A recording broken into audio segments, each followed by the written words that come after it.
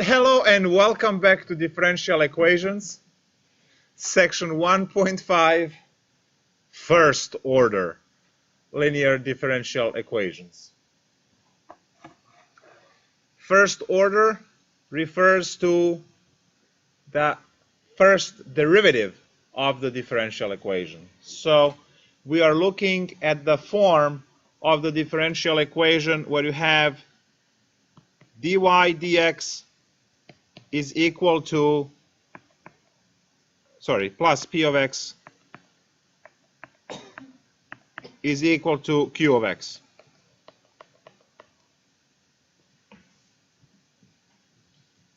So this is what we have for our differential equation. So it's the first derivative, and then we have these p of x and q of x continuous functions.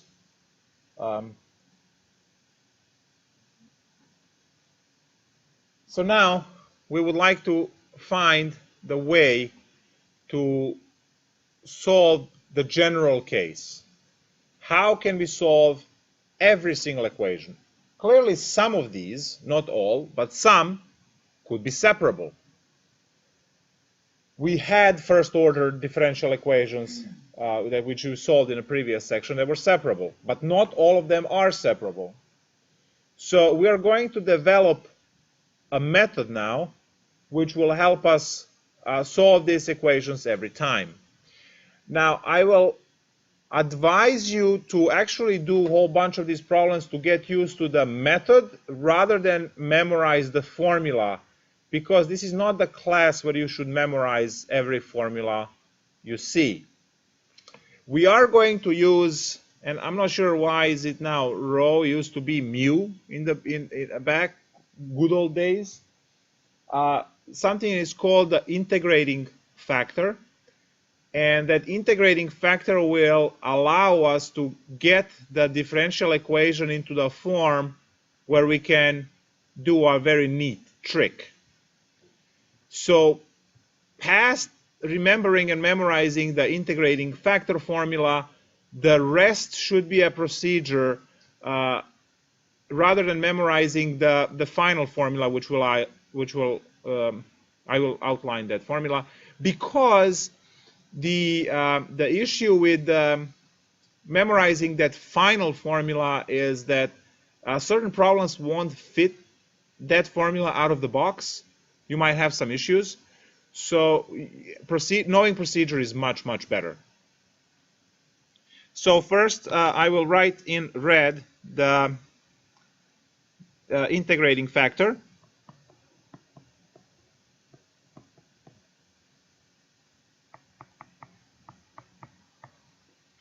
Which is in this textbook rho of x, which is e to the integral of p of x dx. So that's the integrating factor. I have to restart the software because it seems that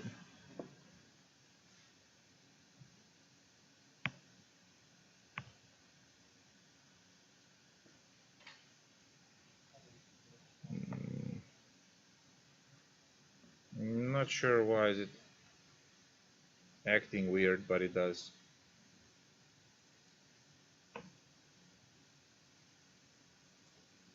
All right, I'll try, see how it goes. All right, so what's happening with this integrating factor? Well, we are going to multiply the entire differential equation with this integrating factor, and you will get your differential equation in a form where you can actually compress the left-hand side into a product rule, the derivative of the product rule. And you will be able to then integrate both sides. So we know from before that, right, derivatives and integrals are opposites of each other, opposite operators. So we can, if we are able to make the entire left side into the product rule will have on top, right, on the derivative side, the derivative, you will be able to integrate both sides. So what I'm doing now is, for this derivation, I will write e to the integral of p of x dx, and we have our dy dx. and then we have plus p of x e to the integral of p of x dx times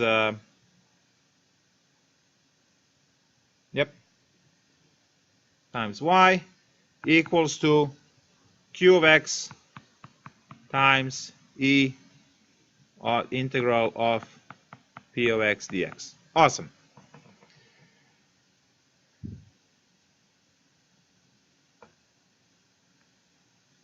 And what I'm going to do now is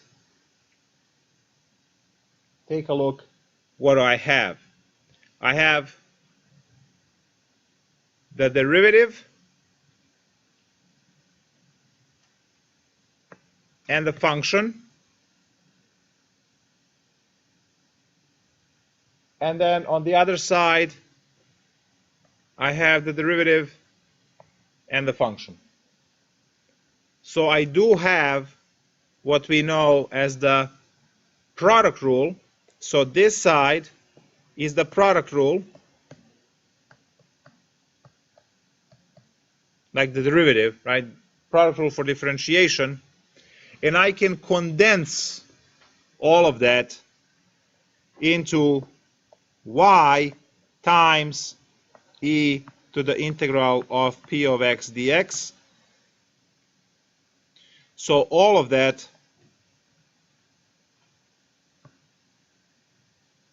I'll put this prime is equal to q of x e to the integral of p of x dx.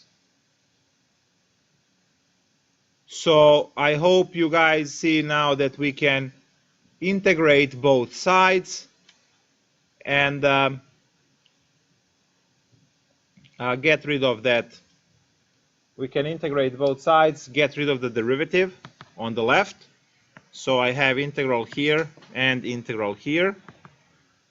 So on the left hand side I will just have y times e to the integral of p of x dx, and on the right hand side I will have this entire integral plus c.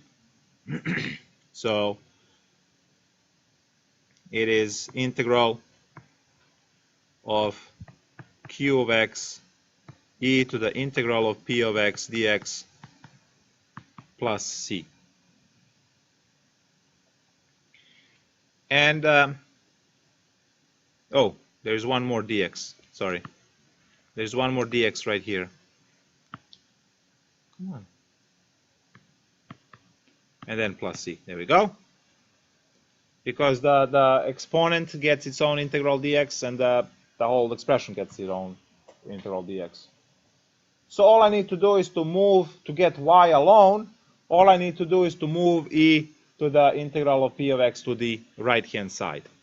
So to get the solution now, y as a function of x is equal to e to the negative integral p of x dx times the integral of q of x times e to the integral of p of x dx plus c. Now that stuff goes in these brackets. And actually this is the general solution. You have the plus c, right?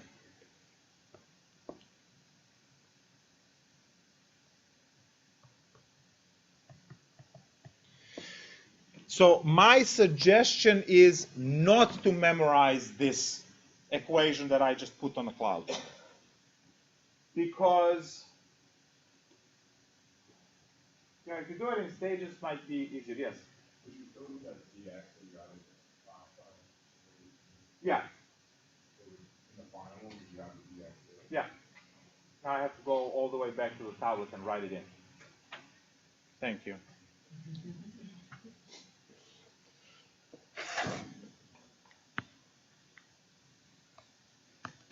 dx plus c. Yeah, it's right there. How often do you write dx and then immediately another dx, right? Technically, this is the only time.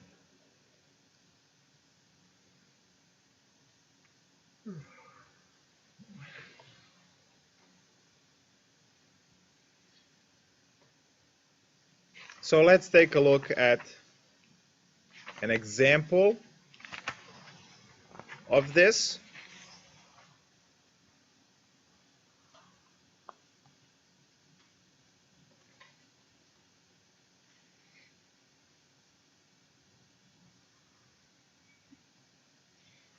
Like anything 1 through 25, whatever we pick is going to be equally awful. So give me a number. Wow, I was actually looking at that number.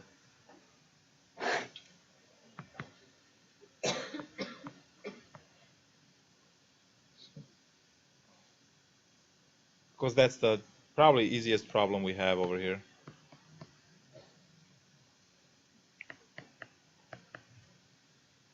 We don't get to use y of 0 equals 1 all the way to the end, but we still have to write it. Okay, so we have all of these things, and now the formula, the equation is already in the form for us to do the integrating factor. So first of all, is this separable? If I am to write it as dy over dx plus y equals e to the x, is it separable? If I can separate, then why bother with all of this stuff that I wrote, right? So is there a way to put all y's on one side, all x's on the other? No. Because we will have to do minus y to the other side and then move dx, but then y is trapped. So there's no way to do the separation here. Cool. So what you are memorizing in this case are the two things. You are memorizing that the basic form is dy dx plus p of x times y is equal to q of x. So you are memorizing this, which is the form of your equation. And then you're also memorizing integrating factor rho of x is equal to e to the integral p of x dx. So these are the only two things that you should memorize in this section. And now, after this, it's actually the procedure of how you shovel through calculus and algebra, and then you get the answer eventually. So what I'm going to do is I'm going to calculate the integrating factor rho of x first, which is e to the integral of 1 dx, because the function in front of y is just coefficient 1. And the whole thing is just e to the x, as you can see, because integral of dx is just x. So answer is e to the x. So rho of x is e to the x, and that's the one that you will multiply throughout your differential equation. So what you have now is y, maybe I should write it as dy dx, and then there's e to the x in front, plus e to the x times y is equal to e to the x times e to the x. So that's technically e to the 2x. So I'm just going to write a 2x here. On the left-hand side, you have the product rule. You're thinking about this product rule now backwards. So you have the function, the derivative, and then you have the derivative of the function, and then the other function, right? So it's clear that f and g are simply e to the x times y. All of that prime is equal to e to the 2x. So let me actually write here in blood the product rule. Product rule from calculus 1, I know it's been a year, right? So product rule states the derivative of fg is fg prime plus gf prime. Are we all agreeing on this? Good. So now, what you have in differential equation course is you have this right-hand side. You go and you recognize that, and please, common sense. If you see dy dx, that better be a derivative of some sort, right? So if that's, I don't care whether you call it g prime, m prime, whatever prime, then that has to be the function of the other one. So you saw me first put g prime here, which means that everything else is f, and then they swap the roles here because the derivative is g prime. Now there's no derivative, it has to be a vanilla g, and then you have the other one, f prime. We know the derivative of e to the x is still e to the x. This integrating factor is fixed so that this always works. You don't have to think too much. Obviously, in a different example, we'll do one more example for you to see different things around. But dy, dx, and y will always be there, and there will always be g prime and g, and whatever mess you have here will be, its derivative will be there, because mathematics has no exceptions, it always works that way. And you will always be able to compress it back, and you saw me compress it very easy. I just use my eyes, Control-C, Control-V, Control-C, Control-V, all right? So f and g, they go down in the mix for the derivative. And now we integrate both sides, that kills the derivative, integrate the right-hand side, and we are able to fish out y.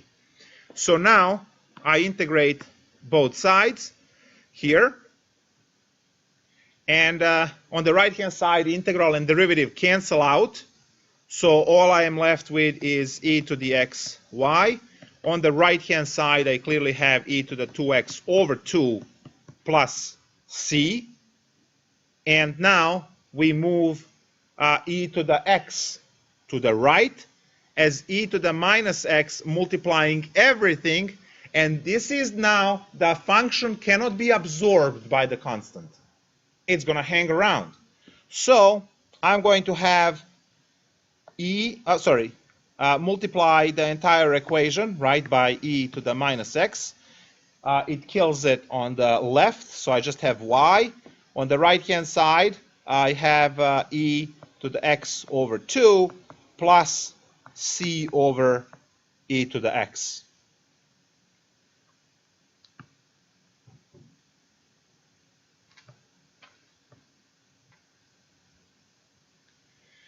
So this is the general solution.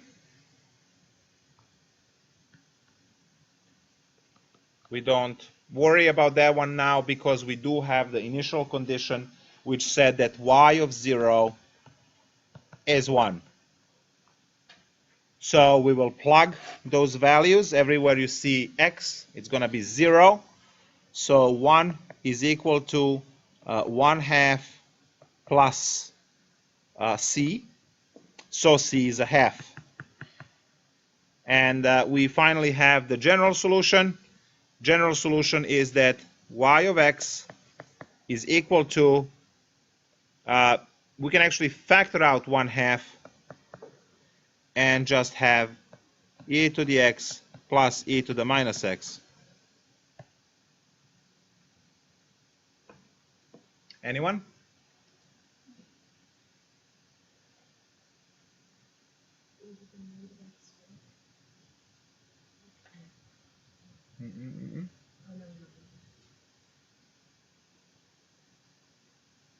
Come on.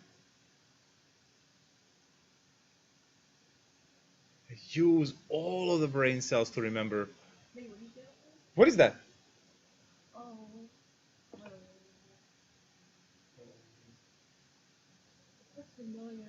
Uh-huh. It is familiar.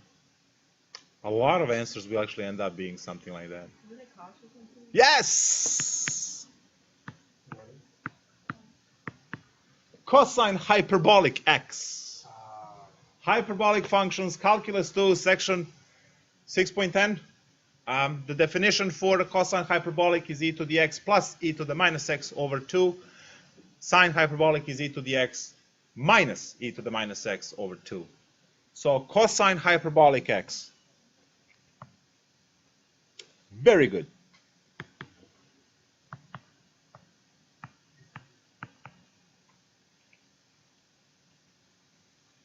So that's actually the answer. Just cosine hyperbolic x. That's our particular solution.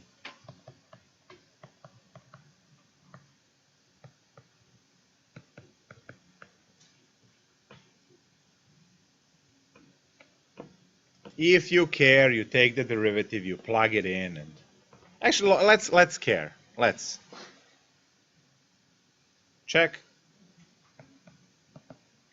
The dy dx is the derivative, which is sine hyperbolic x. If you remember, derivative of sine hyperbolic is cosine hyperbolic. Derivative of cosine hyperbolic is sine hyperbolic. There is no minus anywhere. So we have that y prime plus y is e to the x. That's the formula. So we say that the sine hyperbolic x plus cosine hyperbolic x is supposed to be somehow e to the x.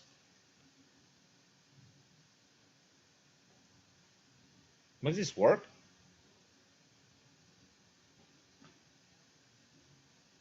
I hope. E to the x minus e to the minus x over 2 plus e to the x plus e to the minus x over 2.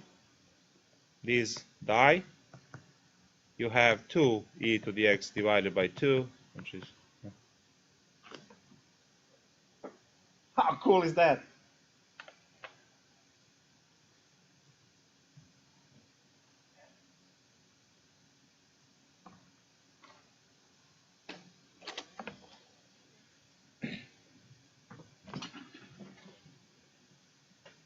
The best time to bring this stuff is any time when it's completely irrelevant.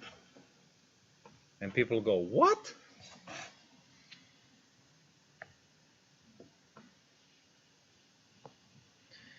One more example.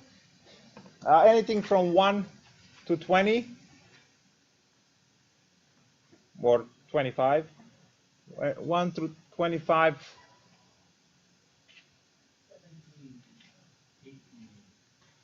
Well, 17 or 18? 18? Okay. 18 is a wonderful problem. I have no clue how to do this one, so let's all figure it out. I did? Oh my God, I probably slipped. Look at that wonderful, wonderful problem. Guys, this is the first order differential equation because it does have first derivative only, right? It's linear because there is no y squared or, you know, something crazy. So this is of the form, except it doesn't look anything like what our formula should be. Now let me just see. Oh, they didn't even give us initial condition. They spare us the stuff. All right. So we are remembering that it should be dy dx plus p of x times y is equal to q of x. Right? We know that. You have to massage it into this form. So what do? Solutions, and happens to be a zero function, y equals 0, which is the actually just x-axis, then this solution that we are using will not be able to detect that solution. You have to be extremely careful, not just this course, but anytime you have an equation, to divide by a variable. They say you lose solutions. And as I said, if it is a solution, then your method of solving can't detect it because as soon as you divide by x, you eliminate x equals 0 as a solution. I'm going to give you an example of solving x cubed equals x from the basic algebra. What would you say? Oh, it's so simple, just divide by x. you lost your solution immediately, right? You lose a third of the grade because one solution less. If you just divide by x, you get x squared equals to 1, and what's its solution? X is plus minus 1, right? But if you do it the right way, which is x cubed minus x equals 0, you factor out x, you have x squared minus 1 equals 0, and there is your x equals 0, and x equals plus minus 1. You have to have 3 solutions. It's a cubic equation. You must. So that method, divide by x everywhere, doesn't work. And you take that into a trig, right? And you divide both sides by sine x. You just lost infinitely many solutions, right? That are at 0, pi, 2 pi, 3 pi, 4 pi, right? And pi. All of them gone, right? So it's very important to understand that dividing by a variable in any type of equation, regular or differential equations, is a very tricky business. So now, I agree, we must divide by x. But then we keep in mind that that solution of 0, is that actually a solution? Because we might want to mention it. So let's see. Would 0 solve this differential equation? You plug in 0 for x, and for y, and 0 equals 0. Cool, right? So x equals 0, and we will call that special point. We'll deal with these things later on in the course. It is a solution still, right? It's not going to be a function, right? It's a single point, 0, 0, and the function goes through that point in this particular case. So we'll deal with that. Just wanted to make a big deal of it now so we don't have issues down the line in the course where you just all of a sudden it's like, oh, what happened to my, why is the grade 8 on the test? Because you divided in every problem, you didn't write the solutions down. That's why. All right, so we will be dividing by x in this case, keeping in mind that x is not allowed to be 0 anymore, right? And then we'll add that by hand later on. So we have dy dx is equal to, minus 2y over x, which is equal to x squared cosine x. So we divided by x everywhere, and immediately I'm going to pick up that our p of x is negative 2 over x, and the q is the rest. I need this p of x so I can compute the integrating factor rho of x, which is e to the integral of negative 2 over x dx, which is e to the what?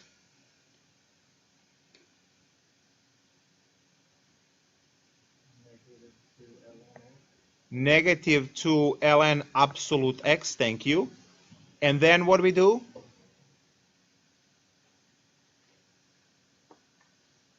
Then what? Yes?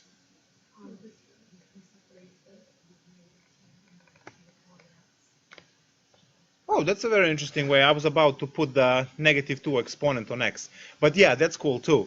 So we can separate e to the minus 2 and e to the ln x. Awesome. This thingy over here becomes... Oh, actually, wait. No, that didn't work. Yep, it's okay. Yeah, can't do it. Sorry. Gotta do it this way. E to the ln of 1 over x squared. You bring the exponent inside. Now, when you square something, it becomes positive, so we can kill these absolute values now. And then the whole thing becomes 1 over, so e and ln cancel each other. So your integrating factor, the thing that you're multiplying by, is 1 over x squared.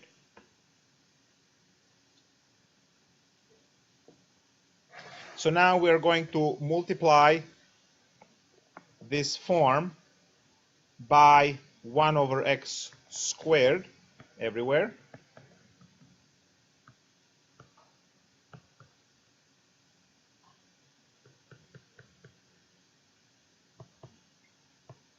And look, on the right-hand side, you're down to cosine x, right?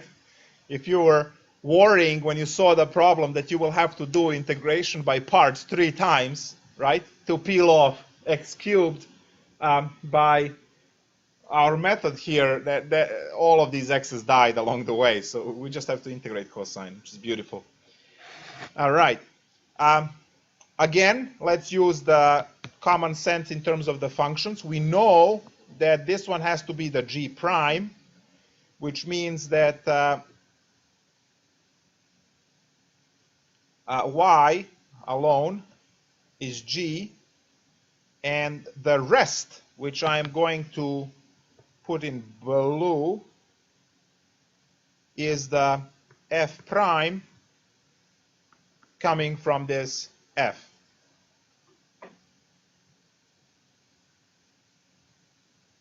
Now I need you to meditate on this until you see it, until you get it, because compressing the product rule is essential for this type of differential equation. The whole course is memorizing procedures and like working 5,000 problems to get used to it. The entire course is just that. One more time, this is clearly G prime, and this kind of G prime must come from just Y. So just Y is G, which means everything else, including the minus, everything else is F prime, which came from here. Now you know how to take the derivative of 1 over x squared, right?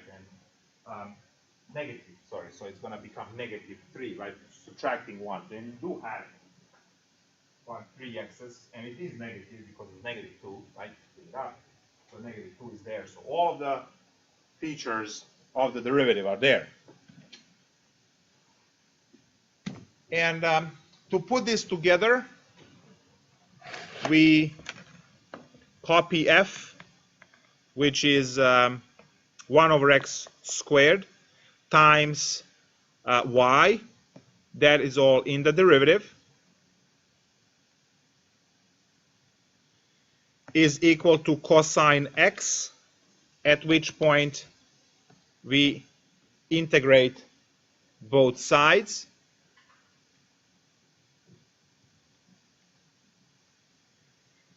And on the left-hand side, integral and derivative kill each other, right? We know that from the fundamental theorem of calculus, that the derivative of the integral is the original function. So we are just getting the x squared y is equal to integral of cosine is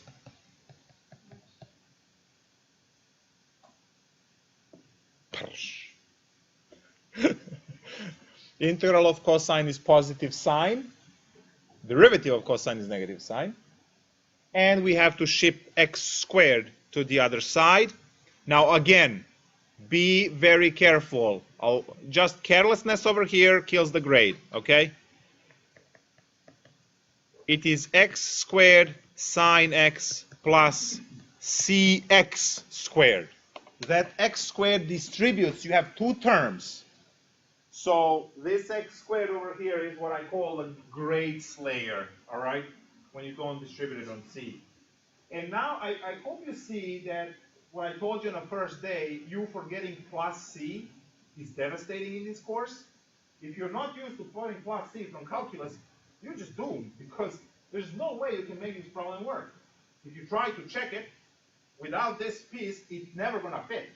You can't, because it's missing a whole polynomial x squared for it to work out.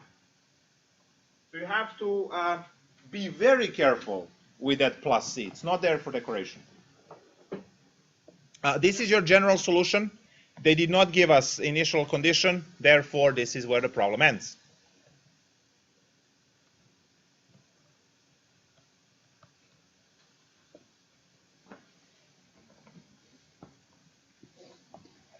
Do we require another one, or I can do the word problems of mixtures? Another one, or word problem? Or we could just sit. One more? All right, since you know what's the problem number. Page 54. We did 13 and something else, and 18. We did not do 19. Ooh! Looks awful. Let's do it. It has all these trig functions in it. dy dx. Oh, they gave us at least the right form, so we don't have to massage it. Cotangent x is equal to cosine x. There we go. That's how you do the problem. Again, no initial condition on this one. What's p of x?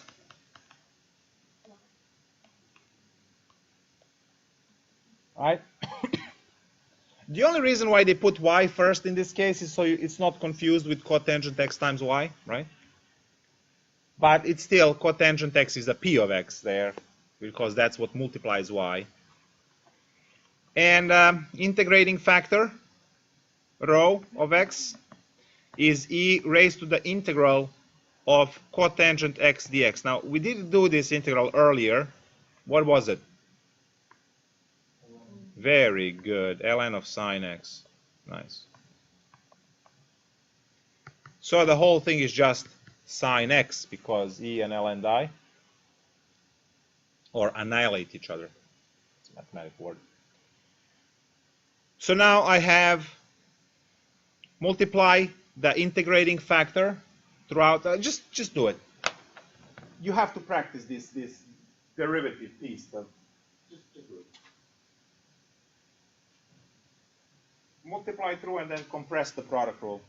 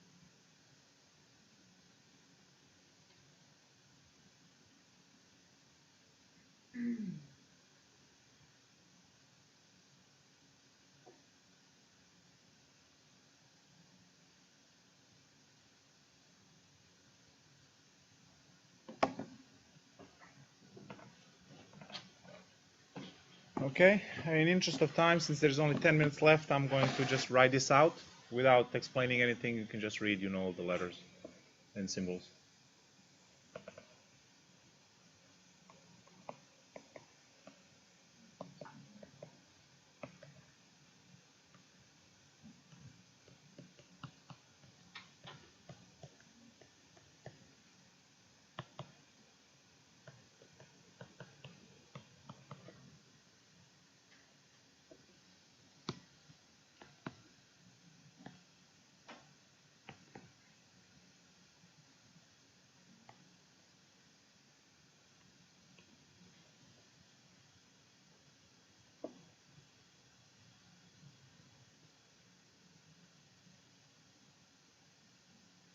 Is there an issue with the minus sign over here somewhere?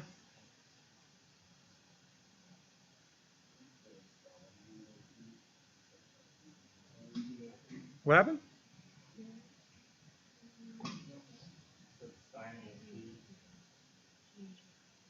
Oh, yes. Thank you. I started panicking. There's no panic here. Y, so sine x, y.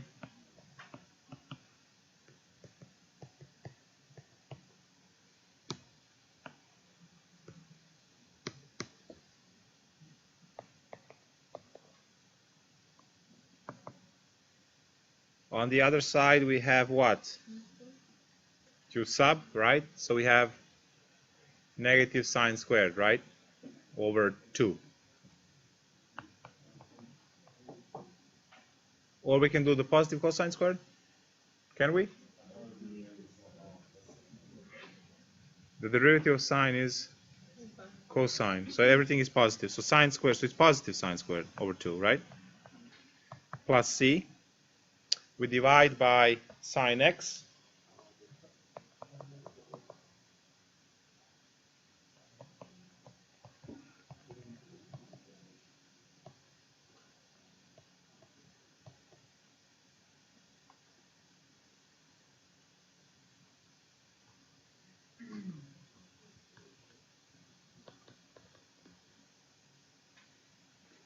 Are we all good with this?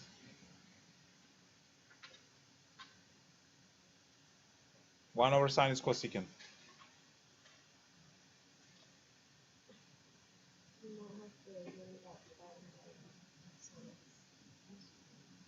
Yeah.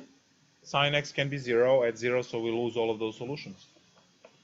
So when the time is right, we'll discuss those, right? But you are careful when you graph these things. Make sure that we'll talk about singular points and other things as we move along. Right now, more of a mechanics kind of thing. All right, one more thing to talk about before we end, and that is these mixture problems. They have a whole bunch of these word problems. Some of you might become chemical engineers. Anyone? Then skip the topic, I guess.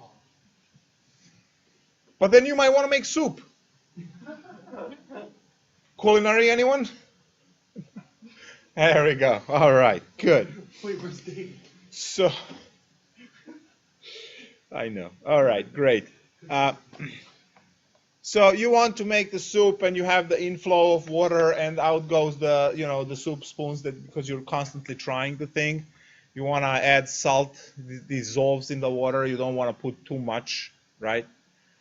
So you have a tank or a pan, right, which has water inside. You have water coming in, and then you have, I guess, a spigot, what is called, for the outflow of water. So you have input and output for both of these mixtures. Let me just. So now what's happening here is you have certain amount of volume of water and then some amount of salt. And then you can keep adding water that has no salt, some salt, same salt, more salt, right? In terms of concentration. And that will be mixing. And then in the output, you will have the mixed concentration. These problems are important. For instance, when they are delivering fuel to gas stations, the big trucks, they only have 2 compartments for regular and premium. They do not carry the middle one because that one is obtained by mixing the 2. So all of these things work together. So now what do you have? First of all, in terms of physics and engineering, especially general chemistry 1, guys, you have units. And when you have units, the rest is a joke. Someone tells you that you're driving 60 miles per hour. What's the formula for velocity? Miles per hour, miles, distance, hours, time, distance over time, velocity. You get to solve anything technically in physics, understand anything in physics when you take a look at those units. I'm just going to write something and then erase it. So you know that the height, let's say, for the parabolic motion, you have -1/2 gt squared plus v0t plus y0. If you look on this side, you have length as the unit, right? Well, over here, better be length plus length plus length to get length. And if you look at it, g is meters per second squared, time is second squared, these dies you get meters, and that's L, right, length. Over here you have meters per second times time, which is second, these die, and you have meters. So they're all lengths, actually, in the formula. This formula cannot work physically in any other way. And you have formulas for everything else to fit these kind of patterns. So when you get in general chemistry, problems with molality, and all of that kind of stuff, densities, you take a look at the units they give you, you put the formulas together because they're all, triplets, right?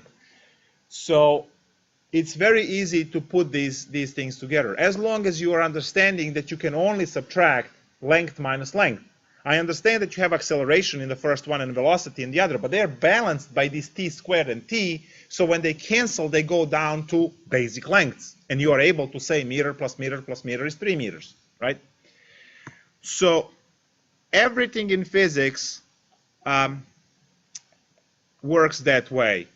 even E equals mc squared, like all of that stuff. It just, everything fits all the time.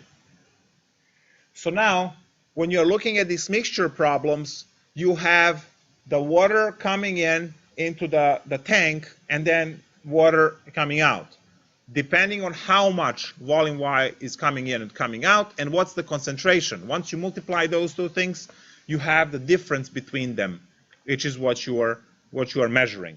So I'll use the same units that they say that they have. So the difference in amount that you have, which they call delta X, for the grams in minus the grams out, which is what you get to keep. So delta X is the grams in minus grams out, which is, let me just write it, and then this is I for initial, which is input, minus R, and I'll explain all of these, as the output. So this is your input, that's the top, and this is the output, which is the bottom. And this is what you have in the tank, right? It's the difference between those two. Now that's the amount of stuff, all right? So what are these, the R? So that's liters per second. It's the rate of the inflow and outflow. And you have grams per liter, which is the concentration of salt or concentration of fuel or concentration of whatever you're dealing with. I mean, liquid gold 18 karat and liquid gold 14 karat, and just mixing them together, right? So whatever it is, you have the concentrations in some sense, could be percent, could be whatever, it doesn't matter. So this is the equation that actually makes sense for us to write. And now we are going to divide through by dt, right, to get the rate of this in time. So just to follow, yep, so you have the dx, so delta becomes d. So dx dt is equal to rate of the water, the input, times the concentration. Now, if you're asking yourself if this makes sense, I hope you see it does, because of the units. And then minus R0, C0, which is the output. The only thing is that the initial concentration, right, the initial concentration, C0, is going to be the amount of stuff that you already have in a tank, which is the initial volume V. And that's going to give us the first order linear differential equation, because we had a dy dx, and then plus py, so it was dy dx and then y. Now it's going to be dx dt, and we need that x, which used to be y before. So that's going to be from this C0, which is the initial concentration, the outgoing concentration, which is the stuff that mixed in the tank, which is given by the amount of stuff that you have divided by the volume that is in there. So now, when you plug that in, and those are all functions of time. So now, when you plug everything in, you get dx over dt is equal to Ri Ci minus R0 x over V. Now, is this our equation? Well, hell yes, because you have dx dt plus R0 over V x equals to Ri Ci. Now, these are numbers. These Ri Ci, these are concentrations. They tell you, 530 grams per whatever. So you get these numbers, and here's your x. So it used to be y, x, y. Now it's x, t, x. It's still the same form. We do the integrating factor to solve these problems. I know I'm taking life away from you now because we're already 3 minutes over. But this is our equation, and you will have your rho of t, in this case, to be e to the integral of R0 over V dt. And then the rest is just a procedure which we did number of times. So it's just kind of reading this 2 or 3 times in a book to make sure that you are relating letters with the numbers that they give you to plug stuff in. And if you have issues, we can take a look at examples or so in the next class, but you shouldn't have, I guess. We'll see.